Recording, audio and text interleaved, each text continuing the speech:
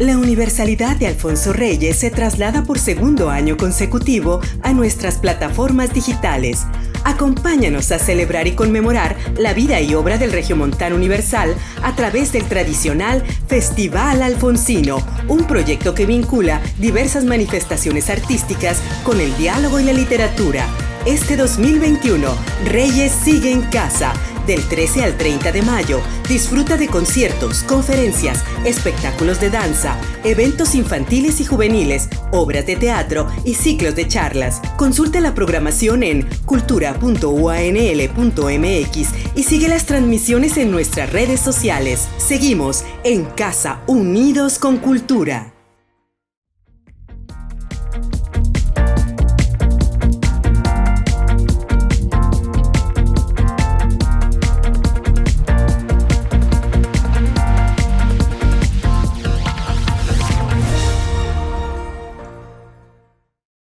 Buenas tardes.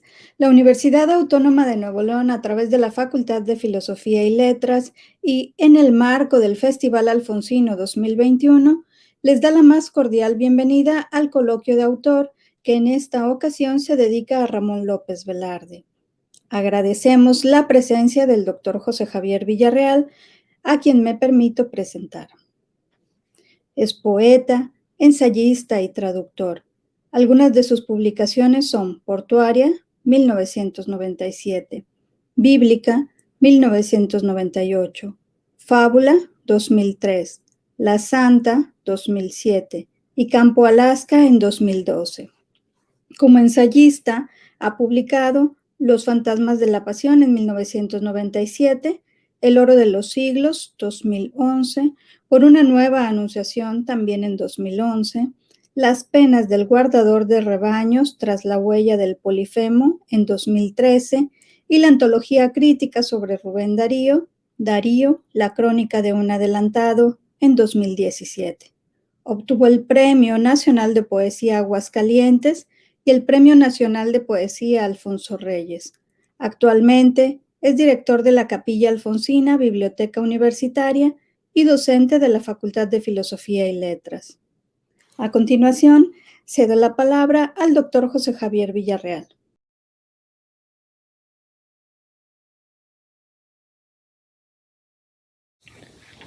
(1921-2021), el centenario de la suave patria. La Facultad de Filosofía y Letras, la Capilla Alfonsina Biblioteca Universitaria, la Universidad Autónoma de Nuevo León se unen a los festejos del primer centenario de la suave patria. Sin duda, un ícono de nuestra cultura mexicana, de nuestro ser, de nuestra lírica. Aquí haremos 4 asedios a Ramón López Velarde. Primero,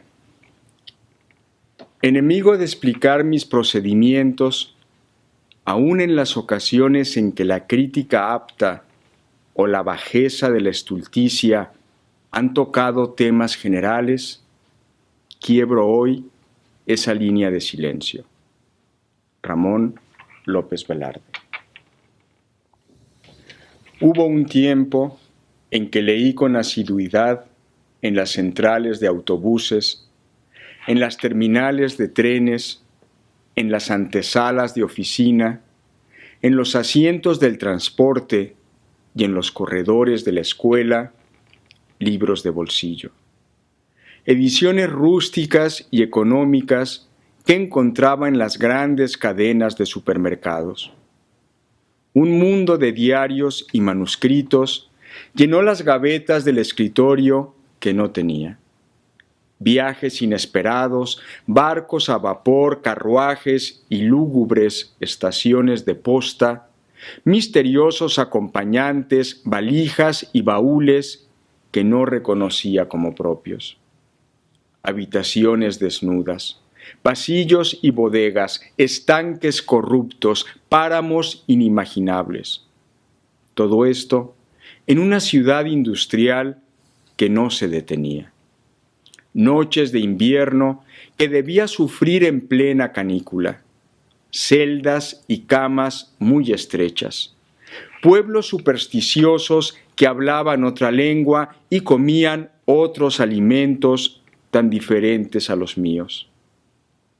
Era un mundo oscuro y laberíntico que veía desde la ventanilla de mi transporte, en avenidas anchas y soleadas.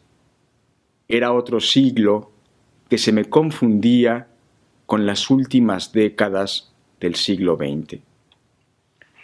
Antonio Cisneros publicó unos poemas en homenaje a Bram Stoker, que leí en un cuarto de hospital un día que me quedé muy solo bajo un techo que nunca pronunció palabra alguna. Siempre que se habla de reyes, se menciona que su padre admiró y protegió al poeta potosino Manuel José Otón. El joven poeta de Monterrey escribió un ensayo sobre el paisaje en la lírica mexicana y sentó en la cabecera a Manuel José Otón. Hubo un tiempo, en mi primera adolescencia, que me dio por correr desde la carretera hasta la entrada del rancho y tenía que atravesar un arroyo muy arbolado, donde podía escuchar con toda claridad que me llamaban. Para mi fortuna, aún no había leído La noche rústica de Walpurgis. No tenía la erudición del joven Reyes. A principios del siglo XX, siglo donde nací, crecí y leí esta oscura y desasosegante literatura, se desató la Primera Guerra Mundial, la Gran Guerra, donde muchos poetas que también habían leído la misma literatura que yo, a una edad cercana a la mía, se alistaron y combatieron en el frente de batalla. A esto se le llamó el expresionismo alemán. La lista de poetas es impresionante. También llama la atención los suicidios, los incestos, la soledad, el tedio, la afición a las drogas, el consumo del alcohol, los padres autoritarios y las muertes prematuras.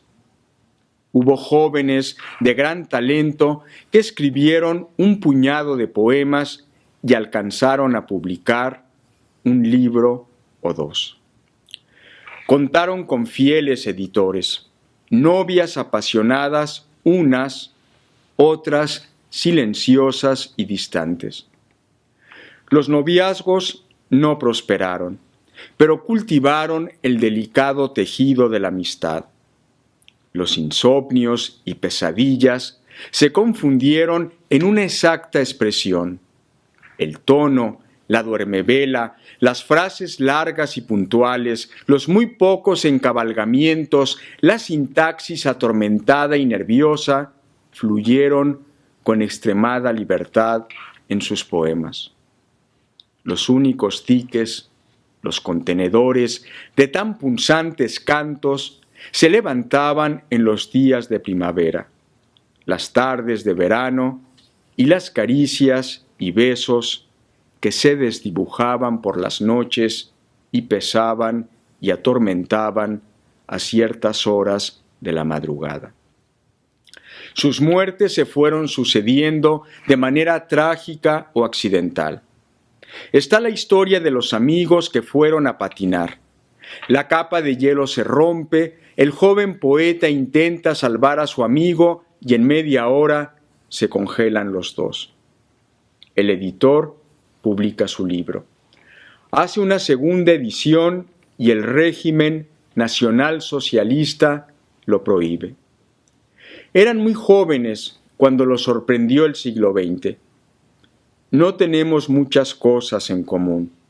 La juventud, por ejemplo, ya no la compartimos. Pero sí ciertas lecturas que ellos hicieron y nosotros también. Incluso, ahora, los hemos leído en ediciones de pasta dura. Hablo de una historia reciente, de un fin de siglo y el inicio de otro, de cosas, finalmente, que nos son tan familiar.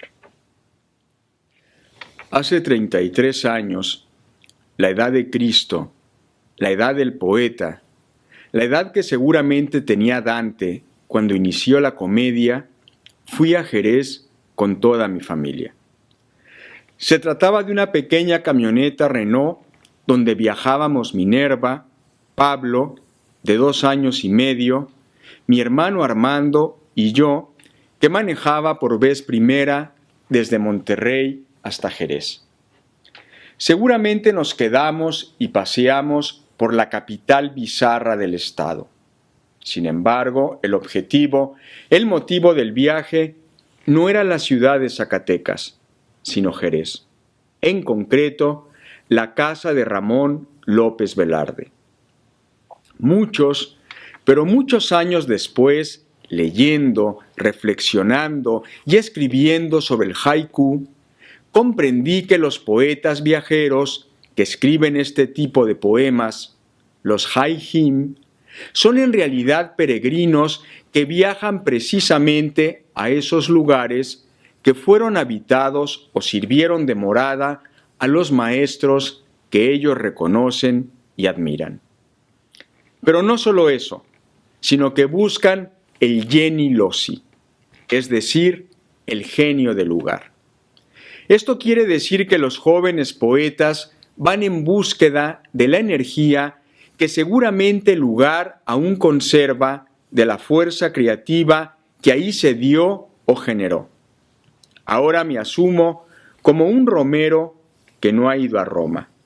Ahora comprendo por qué no llegué directamente a Santiago de Compostela, como era mi plan turístico, sino que el ensimismamiento portugués me mandó a Vigo, a la tierra de Martín Codax, donde éste compuso sus cantigas al mar de Vigo, que tanto me emocionaban cuando daba mis clases de literatura medieval. La emoción en la Catedral de Córdoba, cuando el azar me colocó ante el túmulo funerario de don Luis de Góngora. Mi excitación frente a la estatua de Garcilaso en la Catedral de Toledo. Mi íntima y reaccionaria guardia de honor en el monasterio de los Jerónimos de Santa María de Belém ante los monumentos de Camões y Pessoa. El patio del Limonero, del Antonio Machado de Campos de Castilla, o mis pasos que no tocaban tierra cuando caminaba por entre las ruinas de Itálica a escasos kilómetros de Sevilla, diciéndome: voy caminando dentro de la zona no devastada en que no ruge el pecado, sino en el espacio mítico donde aún resuena la voz de Rodrigo Caro. O ese modesto hotelito en París que al tercer día se me convirtió en el hotel padre de todos los hoteles cuando descubrí en un rincón mal iluminado una placa que afirmaba que el poeta Giuseppe Ungaretti pasaba ahí los veranos. Mi caminata de cuadras y más cuadras, desde la avenida Paulista hasta el viejo y célebre Teatro Municipal en Sao Paulo, donde en 1922 un grupo de jóvenes llevaron a cabo la Semana de Arte Moderno que inauguró el modernismo brasileño. O Armando Adame en San Luis Potosí, cuando me puso en devoto éxtasis bajo la carabela de cristal que se quedó sin su par y aún navega en el templo de San Francisco de Asís y nunca estará sin su compañera en el poema de Ramón López Velarde. O más atrás, cuando el joven Vicente Quirarte, en una noche fría y húmeda, me llevó por Álvaro Obregón a una vecindad pobre, sucia y populosa en la colonia Roma de la Ciudad de México, donde, bajo una ventana que daba a la acera, se leía una inscripción en la cual se daba noticia que ahí había vivido el poeta Ramón López Velarde. Murió de asfixia como le había vaticinado una gitana, dijo Vicente. Y los dos nos fuimos en silencio en esa noche fría y húmeda. Soy un hombre de fe, un peregrino que va de aquí para allá emocionándose con la presencia de lo invisible. Y todo comenzó hace 33 años o más. Yo ya había leído a Rubén Darío, estaba descubriendo a Ramón López Velarde. En realidad, ahora lo sé, Darío, por paradójico y extraño que parezca, me había aconsejado leer a López Velarde. Yo era muy joven y no lo tenía muy claro, pero sí lo intuía. Los genios siempre se reconocen. Lo digo, obviamente, por Darío y Ramón López Velarde. ¿Cómo llegué a la obra de Ramón López Velarde? En 1974 terminé la secundaria en Tecate y comencé la preparatoria en Guadalajara. Zuno, el suegro de Echeverría, desapareció. Varios bombazos interrumpieron la calma de la perla de Occidente. Hermano Sol, Hermana Luna, la película que dirigiera Franco Zeffirelli en 1972, se estrenaba. Daniel Biglietti, con su guitarra, se presentaba dentro de las fiestas de octubre. En el exconvento del Carmen se proyectaba Un hombre y una mujer, la película francesa de 1966. En algún auditorio universitario se proyectó El ángel exterminador de Luis Buñuel y yo tuve la fortuna de asistir. Fue la primera película que le conocí. Buñuel, con esta película que rodó en 1962, me preparaba, sin que yo lo supiera, para mi futuro encuentro con Zozobra de Ramón López Velarde. Hablemos un poco de la trama de la película. Un grupo de amigos, pertenecientes a la alta burguesía, coinciden a la salida de la ópera y se reúnen a cenar en casa de los Nobile. La cena se prolonga y llegan a la sobremesa. Paradójicamente, nadie puede salir.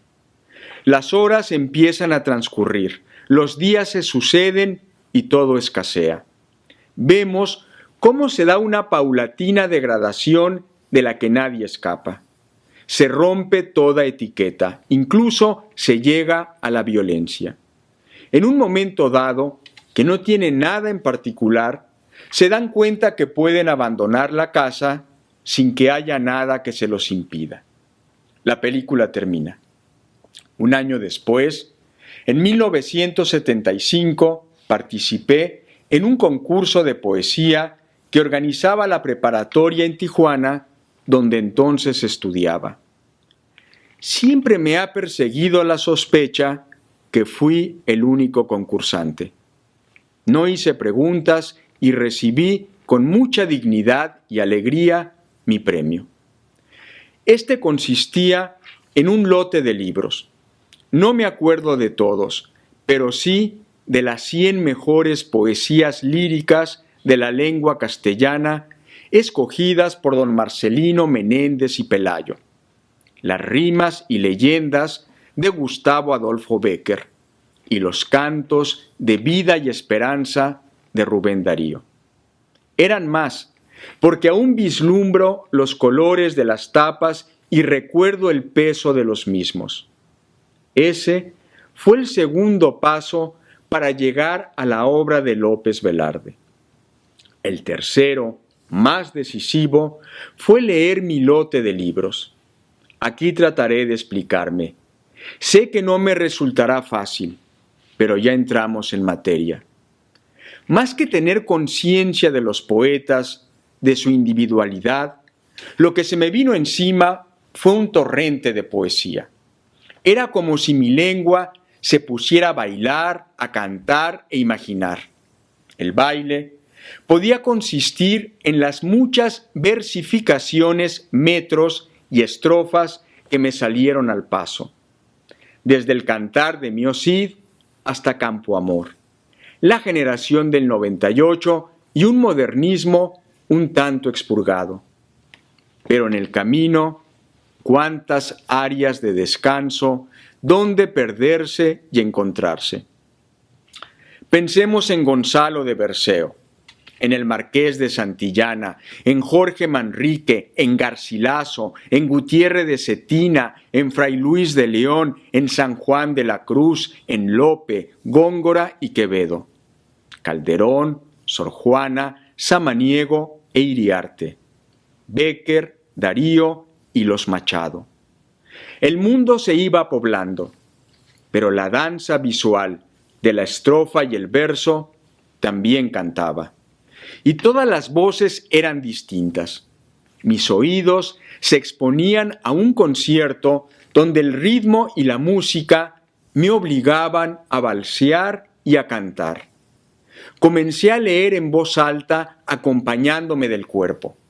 Después descubrí a los judíos y a los musulmanes siempre atendiendo a un estricto ritmo, a una intensa rogativa con visos de profunda intimidad. ¿Qué decir de mi abuela a la hora de rezar, cantar el rosario? Los poemas, al decirlos, me evocaban una fuerza y una actitud parecidas a las de mis oraciones nocturnas de niño. El camino a Damasco se iba dibujando. Los horizontes que se develaban en los poemas eran espacios donde la imaginación, ese sentido interno, el del alma, lo poblaba todo. El espacio del poema lo podía descubrir en el desfile a caballo del 20 de noviembre. Muchos años después me casaría un 20 de noviembre.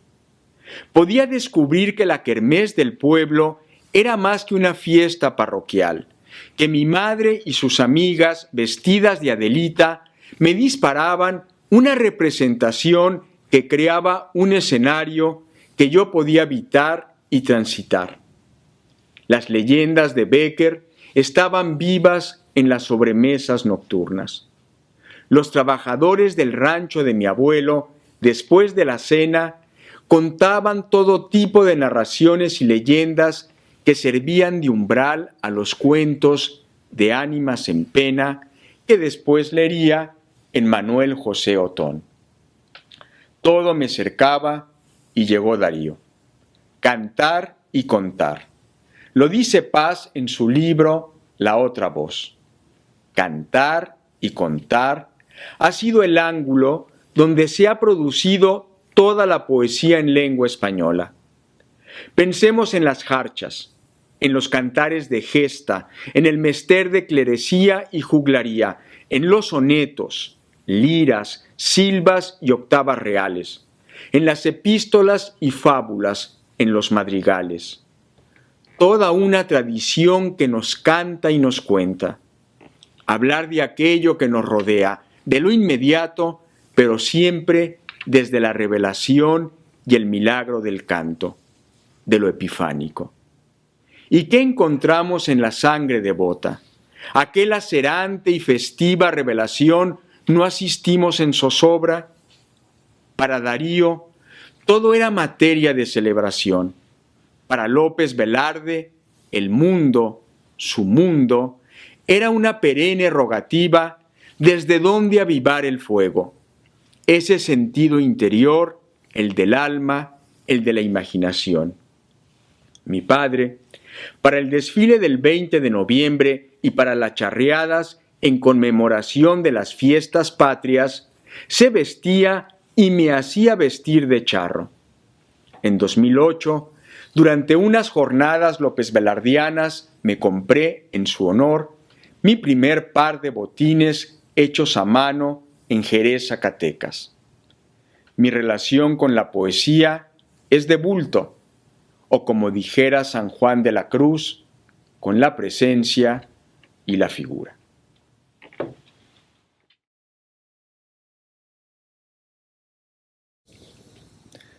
Segundo, hemos llegado a Zozobra, ese altísimo libro de la poesía mexicana donde encontramos la joya de tierra mojada.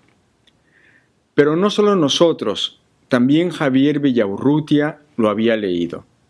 Recordar su introducción a la poesía mexicana, donde destaca su apartamiento, su soledad, su aristocracia, su tono íntimo de confesión, su carácter reflexivo y meditativo, su color y su hora. Está hablando de la poesía mexicana en general, de la misma manera que Alfonso Reyes escribe su bellísimo retrato de Juan Ruiz de Alarcón. Pero yo, que soy un lector malicioso, me da por pensar que Reyes se está retratando a sí mismo y Javier Villaurrutia le está confiriendo características a la poesía mexicana que bien podemos encontrar y destacar en la honda y rica veta de la poesía de Ramón López Velarde. Desde esta perspectiva, Ramón López Velarde me recomendó leer a Javier Villaurrutia. En las dos poéticas que realmente disfruto y amo, he encontrado ángeles que no me han desamparado ni de noche ni de día. He traspasado, pues, el umbral de Zozobra. Pero no se trata de la primera cantiga de la comedia de Dante Alighieri, sino de la segunda, de ese penoso ascenso, de esa grande montaña poblada de terrazas desde donde mirarnos a través de los otros, y desde donde mirar a los otros a través de nosotros. Vuelvo a 1974, a ese auditorio en Guadalajara donde tuve la suerte de contemplar El ángel exterminador de Luis Buñuel. Digo contemplar y no ver por el ejercicio al que fui sometido. De pronto, sin explicación alguna, como ocurre con Los pájaros de Hitchcock, no podía salir de un gran salón que se extendía por cuartos y rincones, corredores que me llevaban a otras habitaciones donde siempre estaban los mismos protagonistas y yo entre ellos. Zozobra se me presenta como un paisaje interior. El libro lo tengo en mis manos, frente a mí, pero aquello que contemplo está dentro.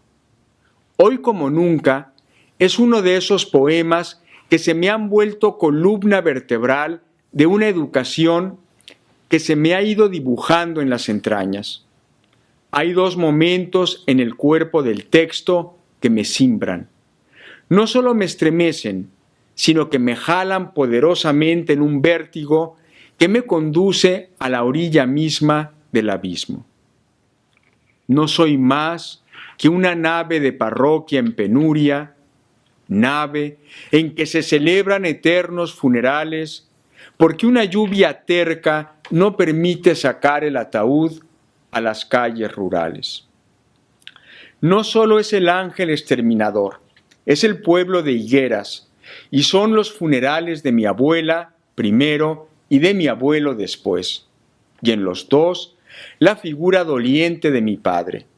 Soy yo caminando por las calles rurales, soy yo junto a mi padre sufriendo una lluvia que lo anega todo.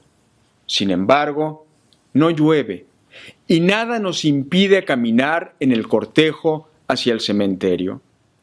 Pero mientras camino, recorriendo el pueblo para llegar al panteón, me encuentro detenido en el pórtico de la iglesia sin poder salir porque una lluvia terca me lo impide. Una gruesa cortina que cae sobre un lodazal intransitable donde se celebran eternos funerales, mientras camino bajo el sol a un lado de mi padre en una prolongación de exequias bajo las cataratas enemigas. Mi padre no vio la película de Luis Buñuel ni leyó Zozobra de Ramón López Velarde. Pero mi padre, con su presencia y su dolor, dimensionó una experiencia de vida que, siendo mía y particular y de nadie más, solo puedo expresar a través de la obra de un poeta que me obligó hace 33 años a detenerme y contemplar esa pequeña patria, la mía, la de cada uno de nosotros, que sigue siendo a la fecha impecable y diamantina.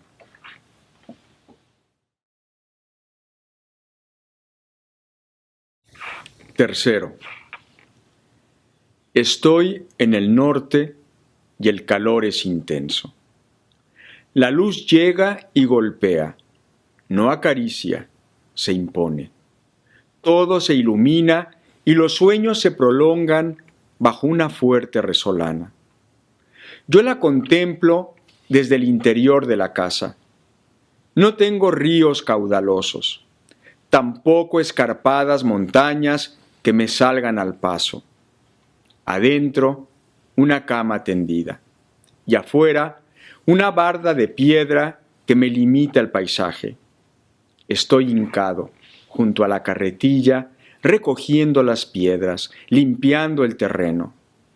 Es seguro que Zeus y Hera, su esposa, desde lo alto, entre la cerrada copa del árbol, derramaron imprudentes los hilos de miel sobre mi espalda, sobre el verde del zacate, el claro de tu cuerpo.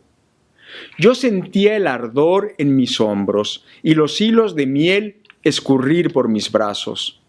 Era alargar el sueño, prolongar la mañana hasta muy entrada la tarde. De hinojos, sobre el zacate, sigo retirando las piedras. Me duele la cintura y me apoyo en la carretilla que quema mis manos. Es julio y ayer inició la canícula. Las ramas están quietas, el humo de las brasas ya no se distingue. El zacate tiene claros que hay que rellenar y el cielo azul. Ninguna nube que oculte o delate la presencia de algún Dios. A principios de 2012 di con este poema de Armando Freitas Filho titulado Aire. Música de árboles, no la de las hojas y las ramas, sino la otra, solo la de percusión. Madera, raíces, cortezas, nudos, gajos. Todo lo que pide hacha, corte, golpe, lo que es duro, áspero, golpea y detiene, lo que estalla y crece de la tierra contra las estrellas. 6 años después, leo La suave patria, porque la relectura como tal se me deshace entre las hojas. En esta lectura, el poema dice: suave patria, permite que te envuelva en la más honda música de selva con que me modelaste por entero al golpe cadencioso de las hachas, entre risas y gritos de muchachas y pájaros de oficio carpintero. Sé que hay un carpintero que picotea el tronco de un poema de Verlaine y que presentifica el patrón rítmico a la vez que dialoga con este otro de Ramón López Velarde. Pero mi falta de atención no me permite citarlo aquí como debiera.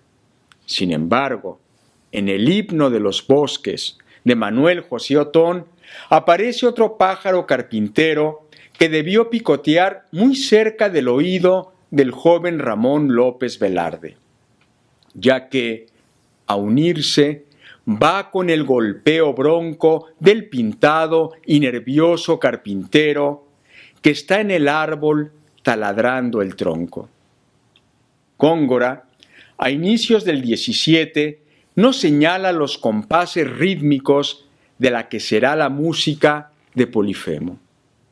Cera y cáñamo unió que no debiera, 100 cañas, cuyo bárbaro ruido, de más ecos que unió cáñamo y cera, al bogues duramente repetido. La selva se confunde, el mar se altera, rompe Tritón su caracol torcido, sordo huye el bajel a vela y remo, tal la música es de Polifemo. Otón, otra vez, en su himno de los bosques, sigue tal sinfonía. Mas ya Aquilón sus furias apareja y su pulmón la tempestad inflama. Ronco alarido y angustiosa queja por sus gargantas de granito deja la montaña escapar. Maldice, clama, el bosque ruge y el torrente brama, y de las altas cimas despeñado, por el espasmo trágico rompido, rueda el vertiginoso acantilado, donde han hecho las águilas el nido y a su salvaje amor depositado. Y al mirarle por tierra destruido, expresión de su cólera sombría, aterrador y lúgubre graznido, unen a la tremenda sinfonía. La suave patria, sosteniéndose en esta tradición, donde al decir de Garcilaso, ¿quién viese la escritura, ya que no puede verse la pintura?, exclama. Y tu cielo nupcial, que cuando truena de deleites frenéticos nos llena, trueno de nuestras nubes, que nos baña de locura, enloquece a la montaña, requiebra a la mujer, sana al lunático, incorpora a los muertos, pide el viático, y al fin derrumba las madererías de Dios sobre las tierras labrantías. Trueno del temporal, oigo en tus quejas crujir los esqueletos en parejas, oigo lo que se fue, lo que aún no toco, y la hora actual con su vientre de coco, y oigo, en el brinco de tu ida y venida, oh trueno, la ruleta de mi vida. Los compases son semejantes, los paralelismos por los cuales se desplaza la ficción lírica siguen las barras de una rutina estremecedora, tanto en lo visual como en lo sonoro. Es cierto que la suave patria delata su entorno literario, la tradición que la sostiene junto con el genio individual de su autor. Me refiero a las constantes de época. Un pasado que incide en los accidentes del presente. Baudelaire, con ese mundo enrarecido donde la locura, la enfermedad, la penuria, el deseo, la belleza, la muerte y la religión, me estremece pensar en su oda a Satán, un poema de una humildad y dolor excepcionales. Se funden y confunden en un universo coronado de humanidad, de terrible humanidad.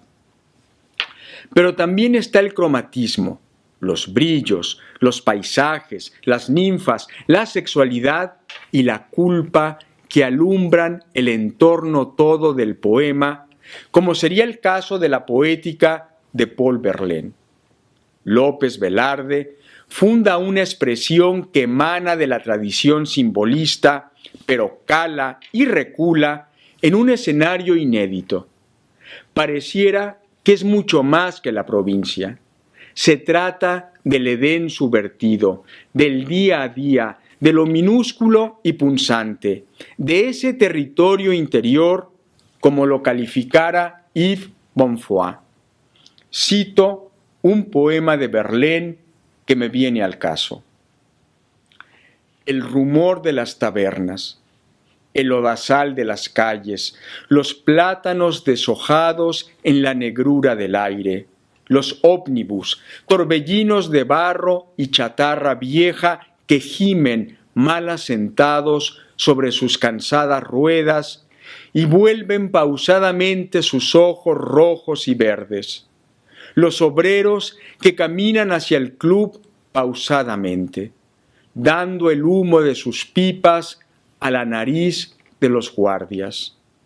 Techos con viejas goteras y resquebrajadas tapias, pavimentos desfondados, terrenos resbaladizos. Este es mi camino viejo que me lleva al paraíso. 16. Traducción de Luis Warner. Qué cerca me siento del territorio interior de hoy como nunca de zozobra, con sus calles rurales, su parroquia en penumbras y sus tremendos lodazales. Bonfoy también calificó a la provincia como el mal absoluto. Desde esta perspectiva, es obvio que la provincia, en la poética de Ramón López Velarde, no es una añoranza, sino una realidad, un estado donde se habita, un infierno que exige ser nombrado y cantado. Tal vez estemos hablando del imaginario, del ritmo, de la respiración, de las obsesiones, los fantasmas que devienen en imágenes, metáforas o comparaciones. De esas lecturas que detonan o sitúan una determinada composición, de una necesidad creativa que se vive como experiencia de vida y se vuelve invisible, al decir de Rilke en el poema. No confundir los asuntos literarios, anecdóticos, con el universo plasmado en el texto. Tan provincia era París para Verlaine, como las náyades arteras que se le aparecían al autor de La suave patria en Ciudad de México. Pero sigamos con las marcas de época, con esa realidad que tiene urgencia por expresarse.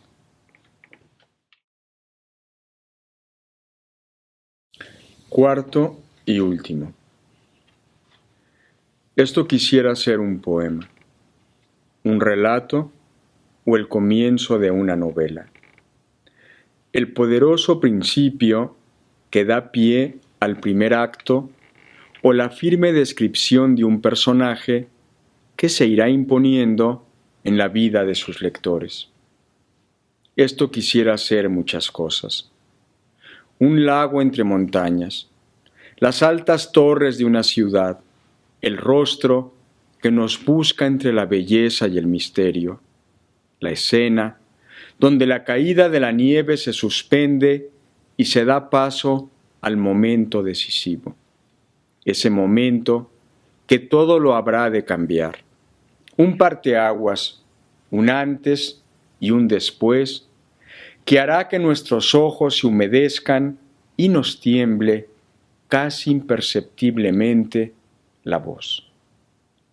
Pero no, esta página, que como diría un poeta brasileño, estaba destinada a mejor suerte, no sufrió los rigores de un naufragio. Nadie tuvo que decidir entre salvar a una muchacha de entre las enfurecidas aguas del mar Índico o mantener en alto el manuscrito que habría de otorgar gloria a nuestra lengua y a nosotros, sus autores, con ella. No está marcada por un acto heroico. No le tocó narrar o celebrar la victoria de un pueblo. No recogió la memoria de ese momento, de ese grande momento que nos deja mudos, de frente, sin ninguna concesión ante la historia. En realidad, quisiera en esta página poder darle la vuelta al fin de semana, abrir una puerta o salir caminando como hace 20 años, o mejor todavía, corriendo, sin un punto a dónde llegar.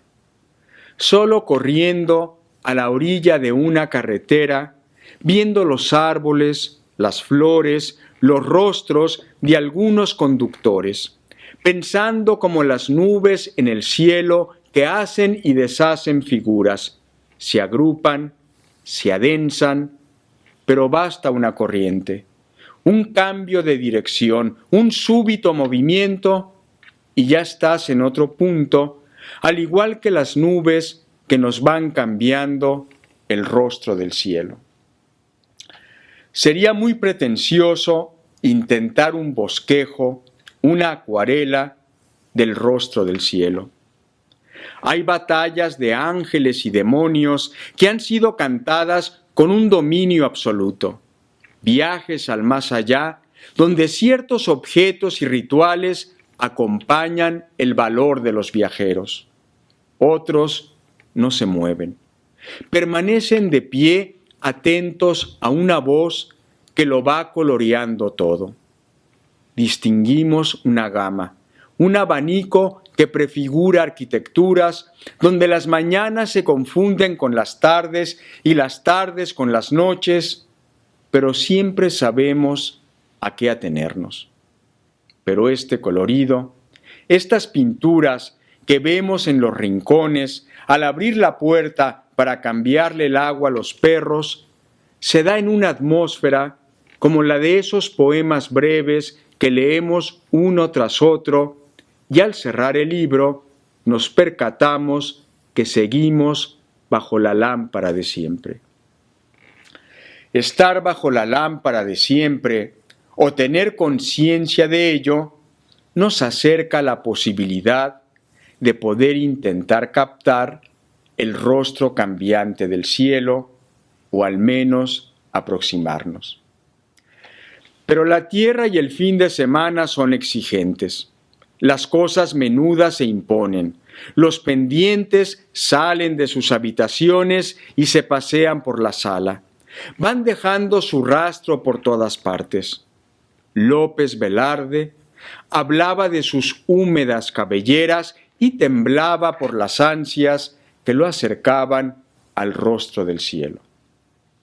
Hoy amaneció con un poco de frío, el día un tanto nublado, y las flores de la bugambilia que se ha trepado al trueno que tengo frente a mi ventana logran un soberbio contraste sobre el fondo oscuro. El oscuro no es tan oscuro. El frío apenas se siente, pero las flores, que no tienen conciencia de todo esto, que no se saben parte del pequeño paisaje que se dibuja tras mi ventana, se imponen. Son las verdaderas protagonistas de esta página que no alcanzó los propósitos deseados, que no fue la joya que debía brillar más allá de mi circunstancia y que da razón precisamente de eso, de mi circunstancia, de ese cromatismo que va del baño al lecho a volcar sus fatuas cabelleras y que hoy, en este fin de semana, las flores de la bugambilia que se recortan en el marco de la ventana de una mañana un tanto fría y oscura, me han subrayado las cosas que pueblan mi vida y que sin mucha conciencia me acercan al cielo. Muchas gracias, doctor José Javier Villarreal. Para terminar, a nombre de la Secretaría de Extensión y Cultura y la Facultad de Filosofía y Letras de la Universidad Autónoma de Nuevo León, agradecemos a todos ustedes por su presencia y los invitamos a seguir participando en las actividades del Festival Alfonsino 2021, Reyes Sigue en Casa. Muchas gracias y buenas tardes.